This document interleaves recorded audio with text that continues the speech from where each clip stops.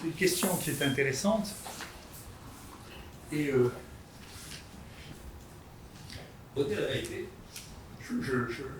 la raison pour laquelle je pense comme je pense, c'est dû au fait que quand j'étais jeune, le philosophe qui m'inspirait quand j'avais 15 ans, c'était Nietzsche, ça n'a pas changé. Et Nietzsche pense que c'est pas du tout dans le consensus, c'est dans le conflit qu'on devient intelligent. Je pense que c'est l'autre. À chaque fois que vous discutez avec quelqu'un, en réalité, vous êtes obligé de faire marcher votre cerveau. Si c'est pour être d'accord, vous faites partie du troupeau de moutons, si vous voulez, vous n'avez pas de danger. Et donc il n'arrivera pas que vous ayez besoin de vous servir votre cerveau. Donc le conflit ou les aléas sont ce qui permettent de tester ses capacités à agir. Et donc, quand on a, ça permet de développer l'esprit de contradiction. Donc l'esprit de contradiction de Nietzsche, c'est la forme la plus intelligente, et bien sûr toute la science est basée sur l'esprit de contradiction. Pas du tout sur l'esprit de consensus, c'est basé sur... Il n'y a que quand on n'est pas d'accord qu'on peut apporter quelque chose. Si c'est pour être d'accord, ça n'a pas d'intérêt. Et donc la question que nous avions commencé à aborder dans un jeudi IHU, qui s'appelait Contre la méthode, c'était, attendez, réfléchissons à ces outils qui nous apparaissent comme étant des outils allant de soi, pour voir si réellement, quelle est la base réaliste de ces outils. En particulier, le point sur lequel on voulait beaucoup discuter, sur lequel on a fait venir Mme Costa-Lire, qui dit beaucoup de mal de moi, mais qui ne nous avait pas convaincus, c'était sur les essais de non-infériorité, ou sur le principe que les essais de non-infériorité seront théoriquement interdits dans les chutes. C'est-à-dire qu'on ne peut pas en pratique mettre un essai de non-infériorité en place, parce que vous ne pouvez pas dire à un malade je vais tester un médicament dont je ne sais pas s'il est aussi bon que celui qui est le traitement de référence. On ne peut pas expliquer ça à quelqu'un, donc il y a un problème quelque part, soit on ne lui dit pas la vérité, soit il ne le fait pas. Donc, et réfléchissez pour chacun d'entre vous pour savoir si vous feriez ça. Et donc, l'évolution des essais a été faite au départ. La thérapeutique s'est faite d'une manière simple. En particulier en maladie infectieuse, il n'y avait pas de médicament, on vous donnait un médicament, vous étiez guéri, tout le monde était content. C'est ça les essais thérapeutiques, on publiait, et donc tout commence par une anecdote, et puis ensuite une petite série, éventuellement une grande série. Et puis, peut-être parce qu'il y a de plus en plus de gens qui doivent, y compris tous les universitaires, doivent avoir une production scientifique visible, et puis ils n'ont pas nécessairement quelque chose à trouver, à montrer. Petit à petit, l'analyse du travail des autres a commencé à prendre une importance de plus en plus grande. Et donc on a commencé à voir comment analyser le travail des autres pour voir pourquoi on n'obtenait pas nécessairement les mêmes résultats d'un endroit à l'autre. Et l'hypothèse essentielle, c'est qu'il y a des biais. C'est-à-dire que quand vous faites ici, vous mettez en place une thérapeutique, je vais vous en donner un biais qui est vraiment lié à moi, à mon expérience, eh bien, vous arrivez à certains résultats parce que vous êtes ici, et pour ce dont je vais vous parler, je ne parle que de choses que je connais, pour les malades que je soigne, parce que c'est moi qui les soigne. Donc, moi, je vous donne depuis des années un traitement avec l'hydroxychloroquine et l'oxycycline pour les gens qui ont une fièvre Q, une maladie de Whipple, et ce truc, ça donne des coups de soleil absolument atroces. Les gens brûlent avec ça pendant les 3 mois d'été. Moi, je l'ai vu, je l'explique, je prends le temps de leur dire, et donc j'ai une compliance qui est de l'ordre de 90 à 95%, et je les préviens que quand ils viennent me voir, je fais un dosage d'antibiotiques, ce qui a beaucoup changé, parce que même quand on leur a dit, des fois ils ne le saisissent pas, puis après du coup, je dis quand même, vous n'avez pas pris la dernière fois, vous n'avez pas pris les antibiotiques. Donc, mais quand les gens à l'extérieur de Marseille font ce traitement, il y a à peu près 30% des gens qui ne prennent pas ces médicaments. Ils ne les prennent pas. Ils mentent, ils ne le disent pas. Hein. Ils brûlent, ils en ont marre, ils ne font pas. Et donc, ça veut dire que c'est normal, il y a un biais.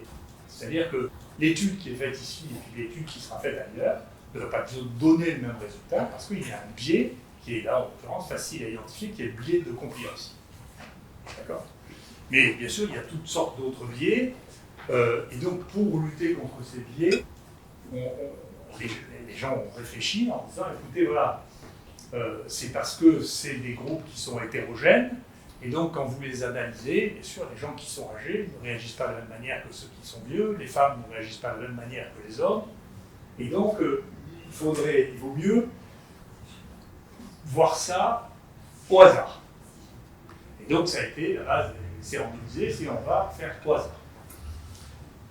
Sauf que bien sûr, on ne peut pas faire au hasard, parce qu'il faut que les gens acceptent de rentrer dans un essai thérapeutique au hasard. Et là, c'est pareil. Moi, je vois pour le Covid, par exemple, si vous voulez, réfléchissez 2 minutes. Si on vous avait dit, écoutez, on veut tester le remdesivir, c'est un médicament qui donne des insuffisances rénales, on l'a vu d'à peu près 10% des cas, et on ne sait pas si ça marche. Et on va vous donner ça, soit le placebo ou au hasard. Après, ils ont des difficultés à remplir, à réussir à faire le essai, c'est pas strictement étonnant. Là aussi, réfléchissez à ce que vous feriez pour vous, pour vos parents. Vous accepteriez qu'on donne un médicament qui donne des insuffisances rénales, donc on ne sait pas qui marche, et effectivement qui ne marche pas. Donc ça veut dire que les études randomisées, il faut qu'elles soient acceptables. Et pour qu'elles soient acceptées, bien entendu, vous créez un biais considérable, c'est les gens qui acceptent de participer à un essai randomisé. Donc comment on peut faire les autres méthodes alternatives? Ça a été très bien identifié. Maintenant, vous savez, les gens qui croient, qui prennent entièrement, tout simplement, et sans critique, une règle, c'est les gens qui n'ont pas réfléchi. Parce qu'il y a toujours des gens qui ont analysé et qui disent c'est simplement de l'ignorance. On m'a dit ça, donc c'est vrai. Donc tous les gens qui disent vous savez, les randomisés, c'est que des ignorants. Il y a des gens qui travaillent, ils ne peuvent pas penser ça, parce qu'il y a eu des dizaines de travaux depuis, dont des papiers dans tous les meilleurs journaux, dans le New England, qui était encore un journal sérieux, des livres. Les gens qui font les spécialistes de l'évidence-based, comme Cochrane Library, qui a fait une méta-analyse de tous les effets randomisés, qui montrent qu'en réalité, les effets randomisés, ça ne marche pas mieux du tout que les essais observationnels. Et moi, je savais ça pour les maladies infectieuses, pour une bonne raison. On a regardé avec Philippe Brouki, il y a à peu près aucune maladie que vous traitez actuellement, dont le traitement a été basé sur un effet randomisé. Zéro. C'est-à-dire que en pratique, c'est pas vrai. On ne l'utilise pas, mais même pour ceux qui ont eu plus fait d'études randomisées que les gens du sida et de l'hépatite, en réalité, ça n'avait pas de sens parce qu'ils disaient faire les charges virales, vous faites les charges virales, vous n'avez pas besoin de les faire randomiser. Au contraire, la randomisation a amené une surprescription des médicaments idéales dans l'hépatite C en mettant des données fixes alors qu'on pouvait les arrêter probablement 2, 3 ou 4 semaines avant quand vous voyez que les charges virales s'étaient écroulées. C'est pareil pour le sida, si vous voulez savoir si ça marche, un médicament, vous regardez les charges virales, vous savez tout de suite si ça marche. Donc, cette idée qu'il fallait des études randomisées, c'est une étude c'est des idées qui venaient du monde non infectieux. Dans les maladies infectieuses, vous ne savez pas que la pénicilline, on a fait ça. Le seul truc qui a été randomisé, en réalité, c'est par manque de médicaments. La streptomycine, il n'y avait pas assez de médicaments, ils ont tiré au hasard dans une maladie dans la méningite à tuberculose qui tuait 67% des gens. Vous n'aviez pas besoin de faire de randomisation, mais ils n'avaient pas de médicaments. Donc ils ont tiré au hasard parce que comment on fait pour être le moins injuste possible? Tire au hasard. Donc, si vous regardez la littérature, le nombre de gens qui ont écrit pour dire que les effets randomisés ne servaient à rien est considérable. Et c'est même devenu... Alors, jusqu'à présent, vous allez voir que ça a beaucoup changé, vous qui êtes jeunes, ça a beaucoup changé dans les années à venir, parce que les grands porteurs des effets randomisés, bien entendu, c'était l'industrie pharmaceutique. Maintenant, ils ne veulent plus faire parce que c'est trop cher, et puis les gens ont de plus en plus de défiance. Donc, on a commencé à dire comment on peut analyser les études observationnelles sans faire d'études randomisées. Et c'est la grande mode actuellement, c'est les modes d'évaluation des études observationnelles. Alors, il y en a un. Les études, nous, qu'on faisait, c'est on regardait s'il y avait quelque chose de significatif en univarié. Il faut se méfier des cut-offs, parce que les cut-offs, en réalité, ils sont dépendants de la taille de l'échantillon. Donc, si vous avez un échantillon très faible, vous pouvez accepter 0,1. Si vous avez des échantillons très très larges, en réalité, il faut prendre 0,0001, il ne faut pas prendre 0,05 à chaque fois, parce que la significativité, la probabilité est dépendante de la taille de l'échantillon. C'est une base. On aurait pu publier les papiers avec 0,05 comme ça. On a calculé que la probabilité raisonnable, c'est celle-là. Avant de commencer à faire des 0,05. Enfin, peu importe. Ensuite, comme il y a des facteurs, des biais, on appelle aussi les facteurs confondants, vous pouvez faire de l'analyse multivariée, c'est-à-dire que vous éliminez les choses, les éléments qui sont significatifs, pour voir si ceux qui apparaissent significatifs restent significatifs après qu'on l'a enlevé. Par exemple, je ne sais pas si vous avez l'âge et l'athérosclérose, on a ça pour le Covid. Gravité, l'âge, l'athérosclérose. Si vous enlevez l'âge, vous enlevez l'athérosclérose. Parce que bien entendu, l'âge est un biais terrible. Et donc, toutes les maladies qui vont avec l'âge peuvent sortir parce que simplement, c'est l'âge qui fait ça. Donc, ça, c'est l'analyse multivariée. Et puis alors, comme ça ne suffisait pas, parce qu'il faut bien que tous les gens qui font des mathématiques, de la science, trouvent quelque chose, on a commencé à faire ce qu'on appelle le score de proportion. Alors, le score de proportion, c'est la même chose, c'est-à-dire qu'on met à l'intérieur une méthode d'analyse, quelque chose qui compense le déséquilibre de la population sur les facteurs qu'on a identifiés. Et bien entendu, ça n'est que les facteurs qu'on a identifiés qu'on peut faire. D'accord ? Donc on normalise les données, et donc en normalisant les données dont vous pensez qu'elles vont influencer le résultat, et ça c'est imaginer qu'on sait à l'avance, qu'on sait quels sont les facteurs qui biaisent les choses. Et donc ça a été le point UDEC.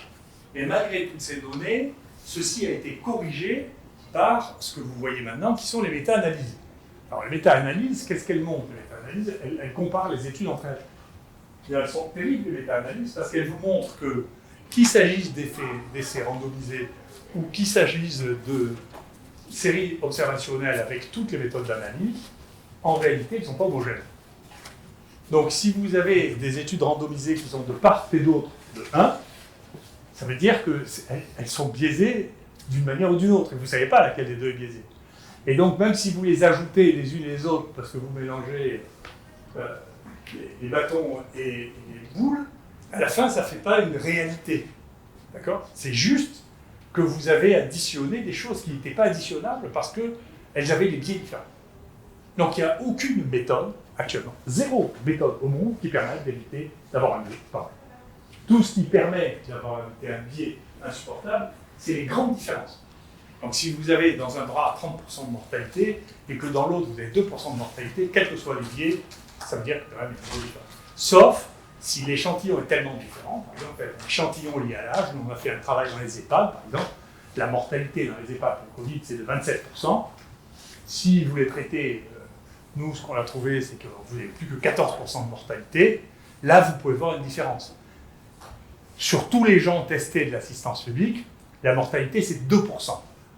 Pour arriver à montrer une différence sur 2% entre deux groupes, la taille du groupe commence à devenir colossale. Alors ça devient, et nous sur la série qu'on a eu traitée, on a 0,5%, vous n'arriverez jamais à trouver quelque chose qui est supérieur à 0,5%, c'est trop bas.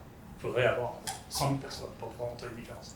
Donc en fonction de la mortalité dans l'échantillon observé, ou de l'objectif primaire, vous n'arriverez pas à avoir des groupes suffisants. Et en plus de ça, ça sera contrebalancé parce que je vous le disais au départ, c'est-à-dire le management du patient. Le fait que vous le convainquiez, que vous soyez un bon docteur, fassiez attention, que vous ne passiez pas à côté et qu'il ne meure pas parce que vous êtes passé à côté d'une hypoxie ou qu'il ne fasse pas, vous n'avez pas oublié de lui donner la calciparine parce qu'il va faire une embolie pulmonaire. Donc tous ces éléments-là sont des éléments qui jouent un rôle tellement important que le peu de gains que vous allez avoir, statistique sur quelque chose qui a une très faible mortalité, est tellement faible que vous n'arriverez jamais à montrer de différence. Donc, tous ces éléments font qu'à la fin, tout ça devient extrêmement compliqué, et ce qui est encore plus compliqué, ce qui est plus complexe, qui était, ça c'est Mathieu qui m'a dit ça récemment, c'est le paradoxe de Simpson, qui est une des choses quand même les plus merveilleuses, ça c'est assez extraordinaire. Le paradoxe de Simpson, c'est un paradoxe, alors ça a été, pour la médecine, ça a été regardé pour la lithiase urinaire. Le paradoxe de Simpson, c'est que vous prenez deux études dans lesquelles le CHU soigne mieux les lithiases, les grosses lithiases, les petites lithiases, que le CHR. D'accord ? Et donc, vous regardez les grosses lithiases, le CHU marche mieux, vous regardez les petites lithiases, le CHU marche mieux. Si vous les combinez, c'est le CHR qui marche mieux. Et pourtant, elles montrent toutes les deux que c'est le CHU qui marche. Et ça, c'est dû à un biais de taille de population. C'est-à-dire que comme il y a beaucoup plus de petites lithiases, en réalité, quand on mélange les deux, le trait de la probabilité s'inverse à cause de ce phénomène qui est le paradoxe de Simpson. Et la seule manière, je vous suggère de regarder ça, parce que c'est fascinant, le paradoxe, c'est comme tous les paradoxes. Et la seule manière, et les gens qui sont les matheux qui ont le plus de travail là-dessus, c'est qu'ils disent, écoutez, il faut connaître la maladie, et deuxièmement, il faut un peu réfléchir. Et donc, c'est ce qui a amené à faire des séparations de sous-groupes pour voir si les sous-groupes individuellement ne donnent pas des résultats qui sont complètement différents de la soupe de poisson qu'on fait à la fin. D'accord ? Donc si vous mélangez tous les résultats, à la fin vous avez un résultat qui n'a plus rien à voir avec les résultats individuels. Et ça, c'est un paradoxe qui est connu depuis 1950. D'accord ? Donc c'est pas, quand on écrit, vous savez, c'est pas compliqué, on fait des effets randomisés, c'est chose ignorante. Alors, comme je ne suis pas un grand sachant dans ce domaine-là, je suis obligé, parce que quand on m'ennuie avec ces effets randomisés, je suis obligé de le fouiller au fur et à mesure. Mais vous voyez que déjà tous ces éléments, vous pouvez tous les vérifier. Tout ce que je dis à chaque fois, c'est vérifiable, je fais attention, parce qu'il y a des gens qui diraient vite que je dis des bêtises. Donc vérifiez-le, et vous verrez, tout ça, c'est juste que c'est pas si simple, c'est pas comme ça que ça marche, et c'est pas si simple. Voilà.